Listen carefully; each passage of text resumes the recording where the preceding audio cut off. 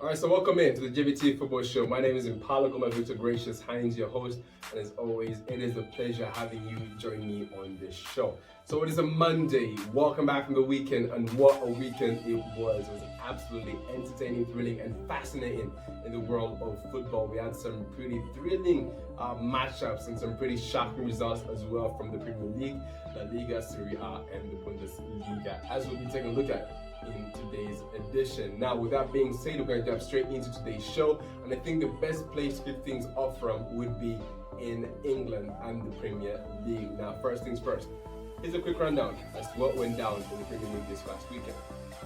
Now, things kicked off on Friday night as Wolves suggested a 1-0 victory over Leeds United, strengthening their hopes for a Champions League place next season.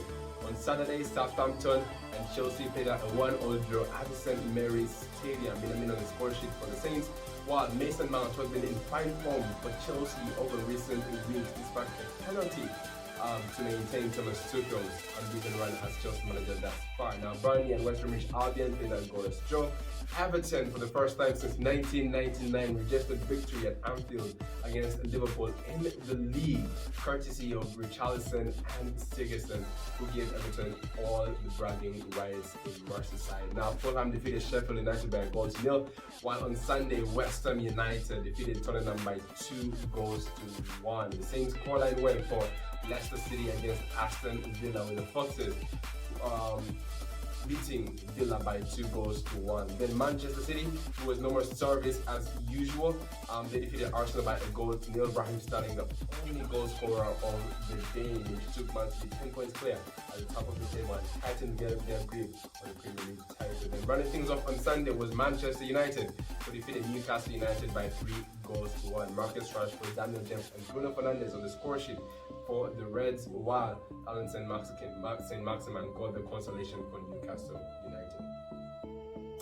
Alright, so it was absolutely entertaining and you just could not get your eyes off football from the moment this match week was kicked off. Now we'll start things off in Merseyside, where Everton got that all-important and bragging right victory over Liverpool at Anfield this weekend. Richarlison and Sigurdsson, as aforementioned, on the score sheet. Now for Liverpool, it is their fourth consecutive league defeat at Anfield. Now it seems like things just keep on going from worse to worse, and it looks like an empire is crumbling down. And rightly so, because this Liverpool team is a team that's looked pretty underwhelming over the past couple of weeks. And Everton, coming into this game, did exactly what they had to do to win this game. They defended as a unit and counter-attacked when the moment presented itself.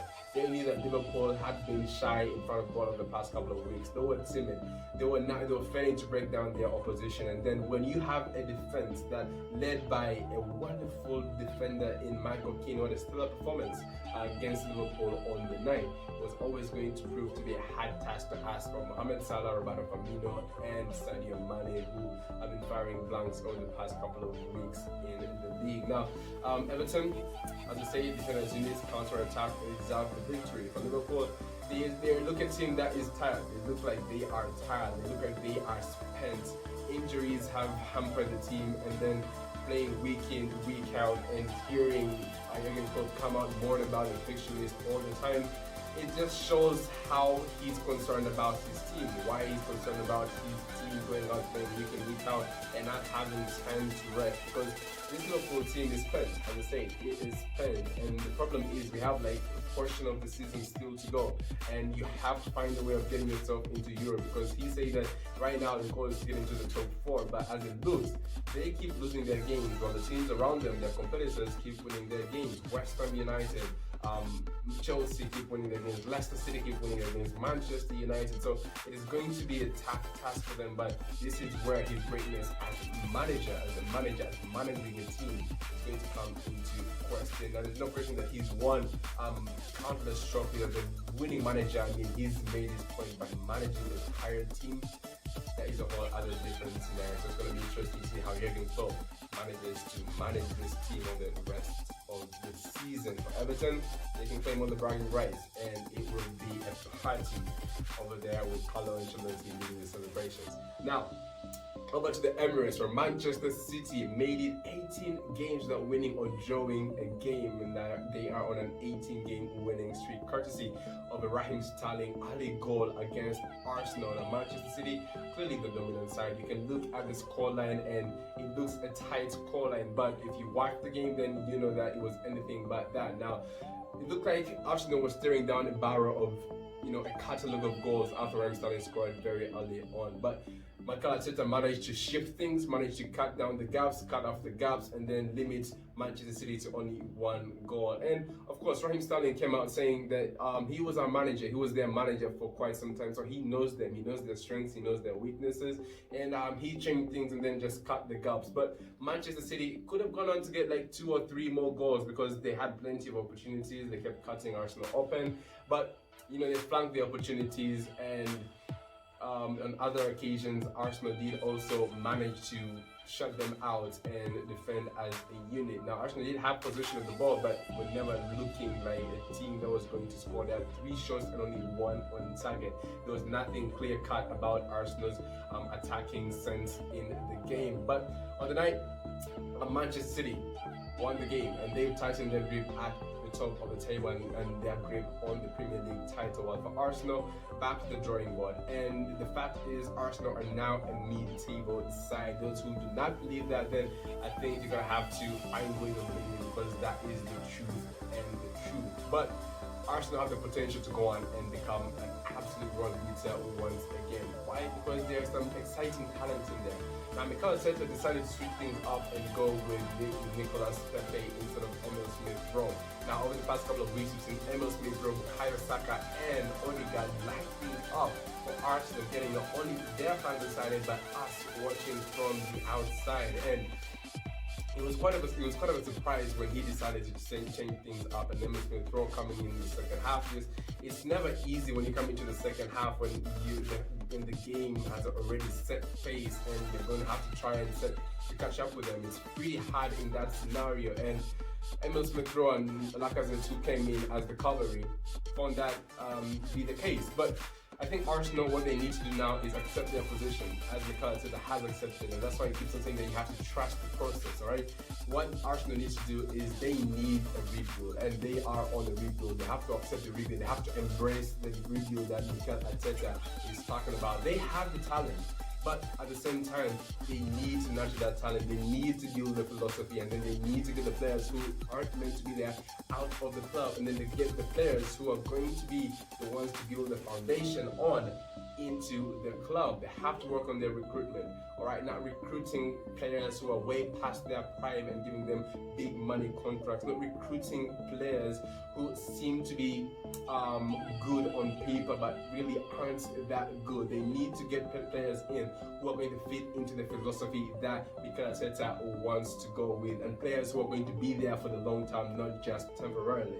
So if Arsenal manage to do that, because I see a lot of potential in this Arsenal team, they have the talent, they have the manager, but they need to get other chips right if they want to get back to where they want to be. And if they manage to do that, if they can get the recruitment right, if they can stick with their manager, because Mikel Arteta is a manager that I see has the potential to go on to be a very good manager, and then nurture the players that they have pretty well, then Arsenal has the potential to go on and become one of the best clubs in England yet again. But as of right now, they need to first focus on rebuilding themselves, getting what they need to get right, and then come up. Now, Manchester United, got on 3 points, but still 10 points behind leaders Manchester City, their next door neighbors. And from now on, it's really going to be a race for second place, third place, and fourth place, because first place is gone. It is done. In my opinion, it is done. There's still plenty of the season to go. There's still plenty of pushing the season to go. Manchester derby still has to be played, and there's still some big games here and there. But in my opinion, Manchester City are head and shoulders above anybody else, and I don't think anybody's catching up to them. Now over to La Liga. Atletico Madrid saw their lead at the top of the table loosen a little bit, and they are only now 3 points ahead of Real Madrid, but they do have a game in hand after they lost against Levante. Real Madrid won 1-0 against Real Valladolid. They're not the spectacular side, they're not this cutthroat Real Madrid side that we know them to be, that they are getting the job done, and we are now noticing them. They're just right behind Atletico Madrid. And one thing that we know about the Liga is that it is never over until it's over. Case in point, last season where we all thought FC Barcelona were going to go on and win it before Real Madrid turned things around, did exactly what they had to do, and then went on to win the Liga trophy. So Atletico Madrid have to feel the pressure and awareness of their rivals right behind them, while for Real Madrid, they do see their rivals slipping up, and that will give them extra motivation and confidence to try and go on and believe that they can win the Liga title. It's going to be an interesting end to the La Liga title race and the rest of the season. Now, FC Barcelona won 1-1 again. Drew 1-1 against FC Cadiz. Lionel Messi on the score sheet once again. Real Sociedad scored 4 goals against Alaves in an entertaining match in Spain. Then in Serie A, of course, all the tension was on the Milan derby as Inter Milan took on AC Milan, which ended in a win for in a win for Antonio Conte's men. Lautaro Martinez on the brace and Lukaku with a fine finish running off the scoring. And after the game, there was a little bit of celebration by the Inter Milan players because they now control the situation of the Serie A title race. They are 4 points clear at the top of the table, and they are not in the Champions League, not in any domestic cup league in Serie A. So it's all guns blazing in the Serie A and their chase to try and getting the Serie A title. So in my opinion, Inter Milan are the team to beat. Is there no one that's going to be able to cut them?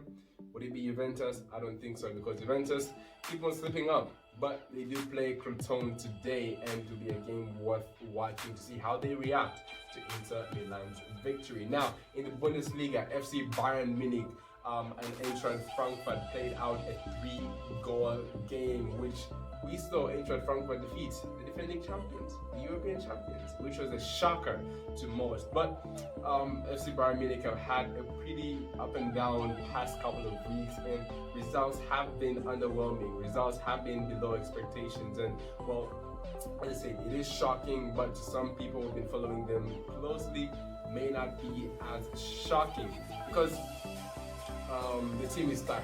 The team is tired. You can't stay at the top week in, week out. You cannot stay at the top month in, month out.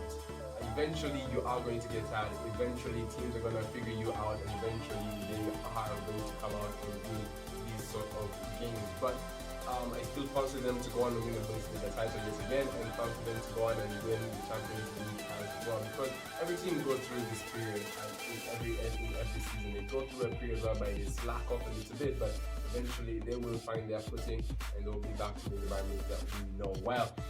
Schalke on the receiving end of a 4-0 thrashing by Borussia Dortmund. Erling Braut Haaland making the headlines yet again with a brace and probably one of the contenders for goal of the year already with a wonderful final goal. If you haven't seen the goal already, I suggest that you check it out.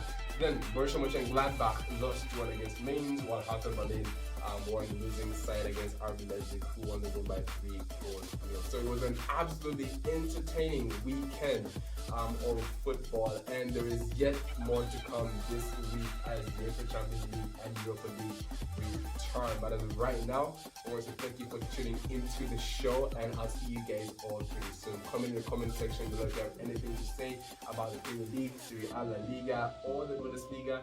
Like if you like the video, and please subscribe if you're new. And right now, I'll go my pretty gracious hands. I'm going to say goodbye and see you soon.